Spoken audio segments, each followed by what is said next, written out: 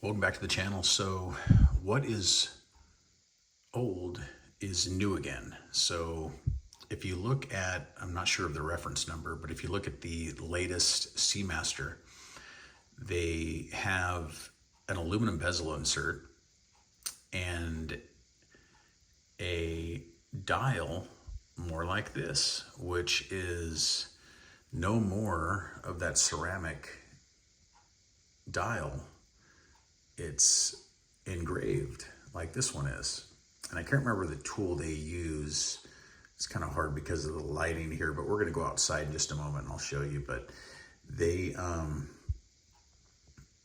going back to this same pattern. So I'm not sure if they're going to, discontinue the ceramic dial model. I doubt they will. But I prefer this older style. I really do.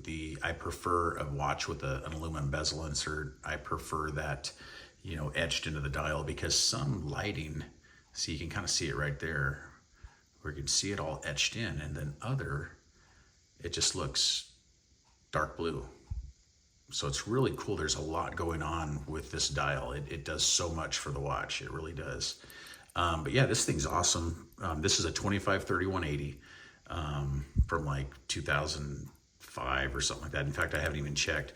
But the bezel action is really good. 120 click. Some people don't like this style of bezel, but I actually like it. I prefer it. I think it's not going to be bumped and moved easily. I know the Submariner, some other watches, you can hit that real easy and move it and you're off time. So this is really, you actually have to like push down and turn it, and it seems to always stay in place. So, and what I also love about these, it's a 41 millimeter case. The thickness, I should say thinness, is like 11 millimeters. It's so super thin and it just wears so nicely. The bracelet doesn't taper, but I love just the way the feeling of this bracelet is. And I also like how the ends are kind of rounded. If you look at that, it looks rounded. The newer version, which I've owned, is not rounded. It's square. It's all like squared off. This clasp doesn't have any micro adjustment, but I like it and it fits my wrist just fine. Here's the extension, diver's extension, but it fits my wrist, 7.5 inch wrist. It fits me really, really well. Can't complain how well it fits. I mean, I really like the comfort, the feeling. Now, this is an 1120 movement, which is a heavily modified 2892-A, and it's like a 44-hour power reserve, but keeps excellent time. And they're very good timekeepers. They're easy to work on. You don't have to do, you don't have to worry about the coaxial or any of that other stuff, or any in-house, type of thing. You can take it to any watchmaker. So that's also very appealing to me, because having one of these things serviced, you have to have, you have to go to Omega or something. This one I had a local guy service, and he did a great job. So can't complain about the accuracy or anything. Everything came out great. So just love it. I love this blue bezel insert. It's already starting to fade a little, and I love that. That second hand is a little faded as well. So that's also cool. Let's get it out in some sunlight. It's out in the sunlight, and it's not exactly sunny today, but you could see that wave dial that I've been talking about. So look at that.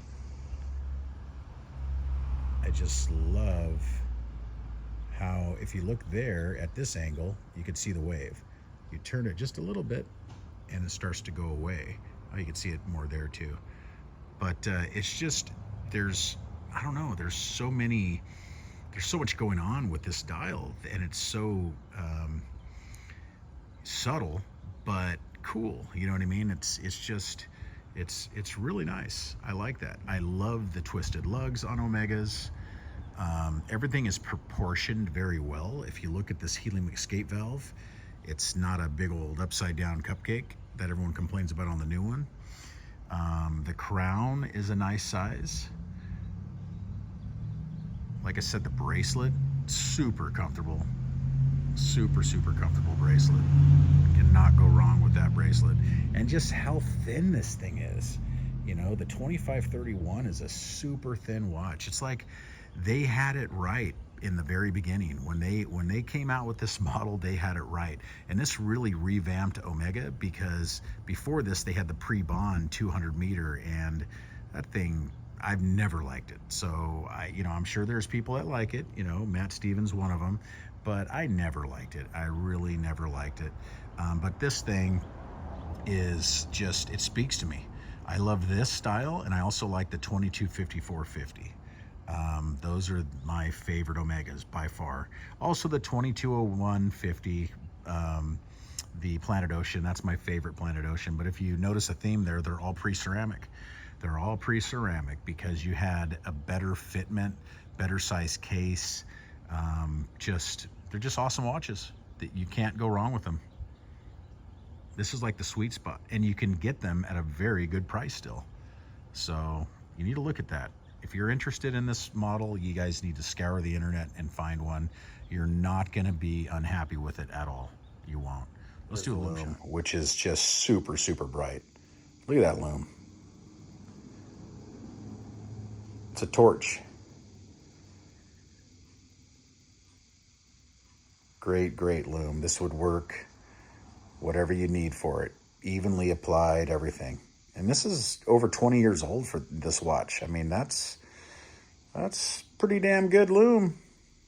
Anyway, thanks for watching. We'll see you next time. Bye-bye.